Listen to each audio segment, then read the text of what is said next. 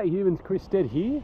Currently I'm doing a GoPro Mission 1 Pro review. I'm running a whole bunch of tests, and part of that I'm doing some 960 frames a second slow burst mode footage. In this video I'm going to show you what that footage looks like, because a lot of people have been asking me, how's it go? Let's have a look.